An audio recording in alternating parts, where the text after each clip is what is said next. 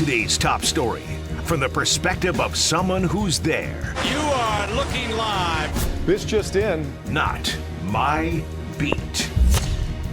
Miguel, ¿cómo estás, señor? Well, the team's been better. I'm actually doing great at the moment. My daughter made a loaf of homemade bread, and I just dug into a slice, and so life's pretty grand here. What kind of bread? I mean, white, I guess is the answer here. I don't like. Yeah, we're not dealing with like focaccias and sourdoughs and ethnicities here. It's pretty white. I think it's the answer. White. White. Apparently, white in every sense of the word.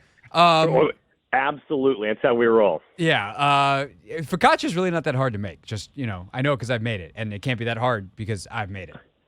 I'm batting a 0 lifetime in attempts at making bread, so I'll take your word for it. Okay, we'll get Michael a focaccia recipe. We'll check back in next week on that because it's got to be better and at least more fun than talking about what we're about to.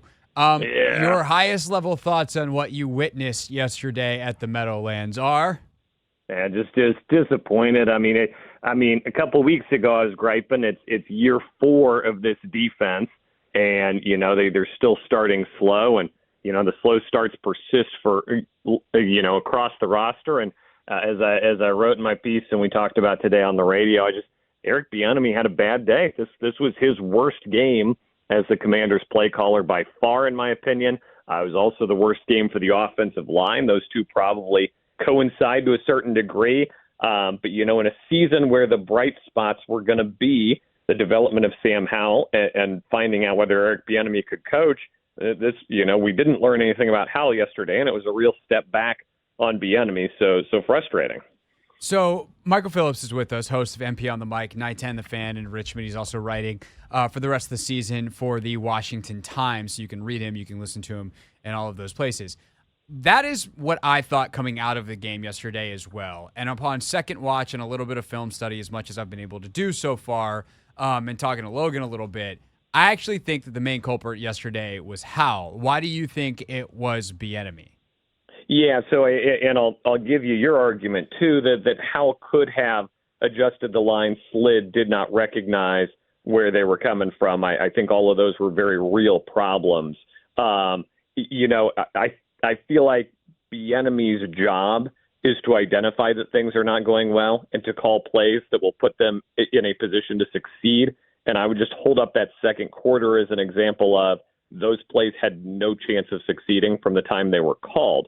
Now, if you want to make a big picture argument, he was letting the kid work through some things, learn some things, maybe that paid off later. Okay, sure, maybe. But he didn't call plays that put his team in a position to win the game. He did not get the ball to Terry McLaurin properly. He did not establish the run properly. And all of this mixes in with, I feel like it's almost a waste of airtime to say the offensive line is bad, because surely none of your listeners are undecided on this point at this juncture of the season. But how bad they were I also have not rewatched the whole thing, but boy, somebody was losing a one-on-one matchup every single time. It was embarrassing.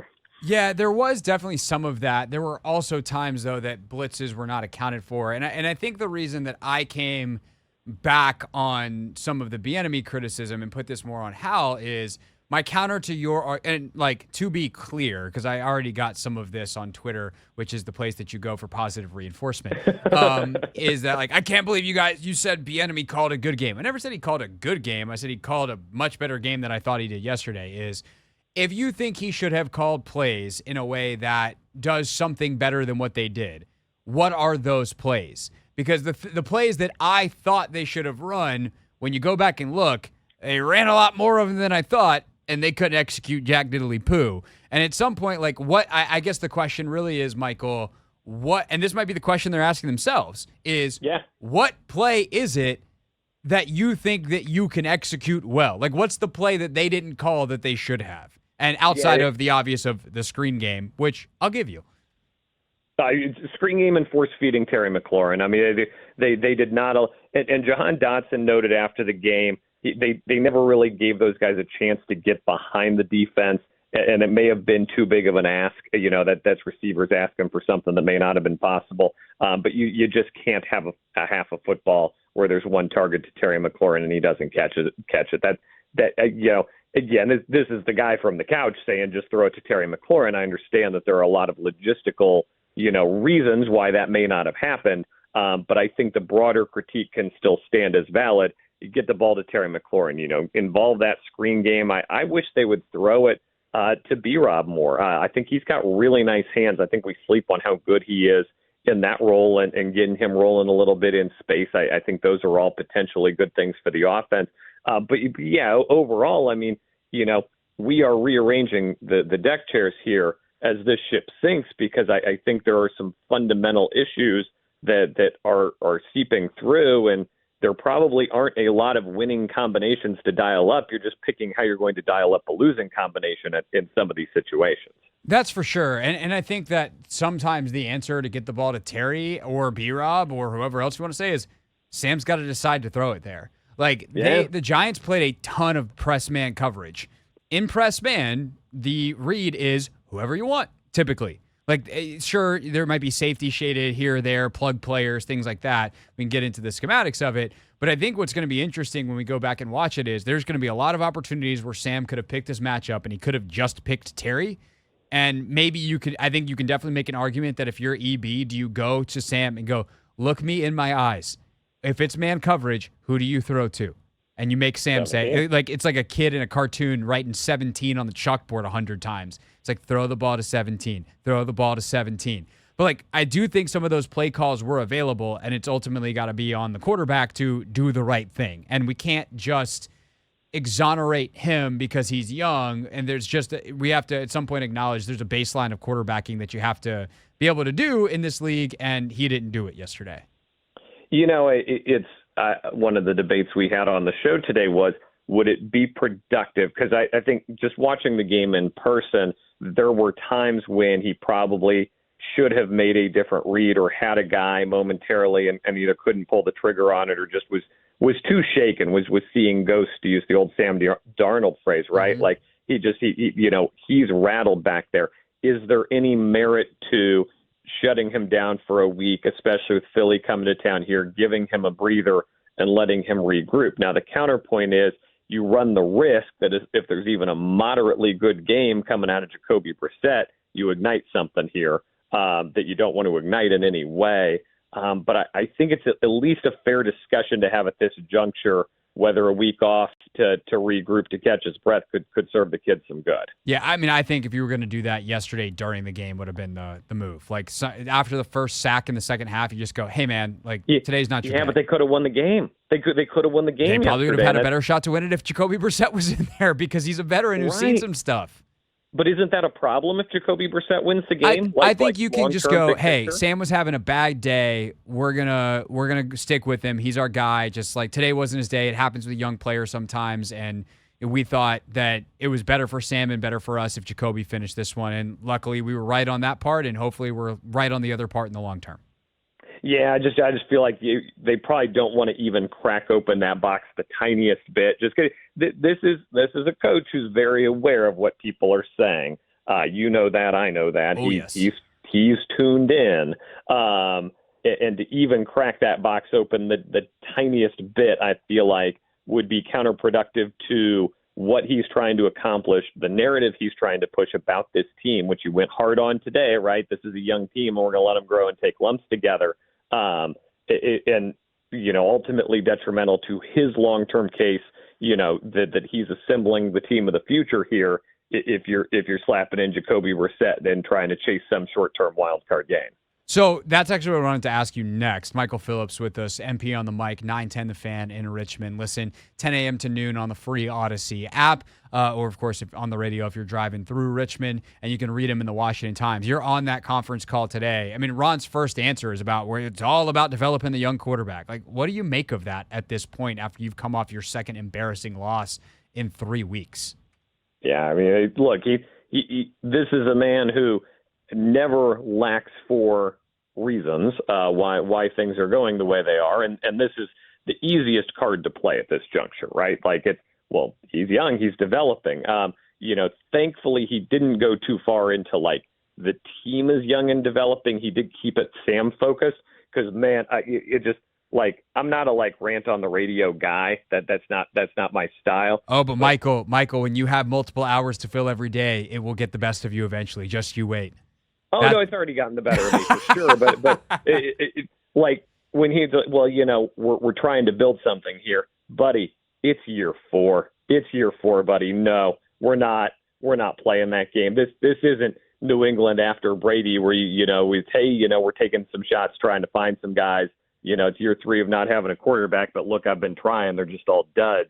I mean, this is a guy who has built the roster to his specifications, has called basically 100% of the shots, and is dealing with the fallout now of a roster that was unable to beat a really uninspiring New York Giants team. I think that just needs to be said. Nobody is coming out of this game, Craig, saying, wow, the New York Giants, hey, could they make a run? Is this a sleeper team? Nobody's saying that because they're not good.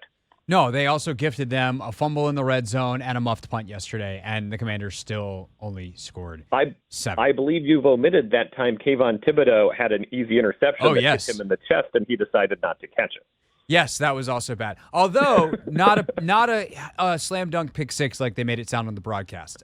John Bates was right there. Dunk pick 6. Yeah, John Bates was there for a tackle, and we all know for the Giants to gain the remaining 14 yards would have been an uphill battle for them. So I just feel like probably that's important a 3-point play. Probably left 3 on the board there. Yeah, just replaces the 3 that they had on a missed field goal earlier in the game. And oh, by the way, the Commanders had a 27-yarder blocked.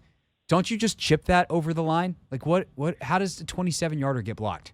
And we talked to the offensive line after the game, and they said that, obviously we'll have to look at the tape, but they felt like they held at the distance they normally do. They were a little surprised by it as well, which, it was a busy day for special teams yesterday. The one exception to that being the time right before halftime when Ron Rivera decided instead of letting Jamison Crowder attempt a punt return, he would just go to the locker room. Yeah, that was silly. I'm fine with getting to the locker room. Like, if Jameson doesn't bring one back, then just take a knee on it.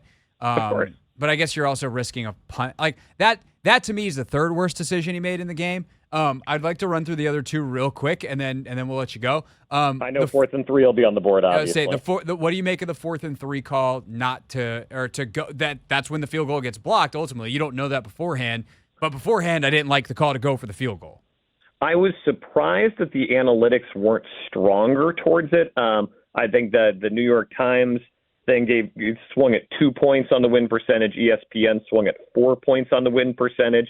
I really thought it would be bigger. I think that may account for the fact that they were struggling to gain yards. That may have been baked into the equation there. Both sets of analytics are very clear, though. You go for it there in the flow of the game. You go for it there. Now, one alternative reality here. If they had gone for 2 after they scored the first touchdown and it was 14-8, then I think we can have a discussion. But cutting it to 4 at that point really does not accomplish anything. Yeah. And then the other one that I think is interesting to examine, which definitely the wrong move in the benefit of hindsight because the worst possible outcome happened. But there's a penalty on 3rd and 5 or 3rd and goal from the 5 that Ron declines.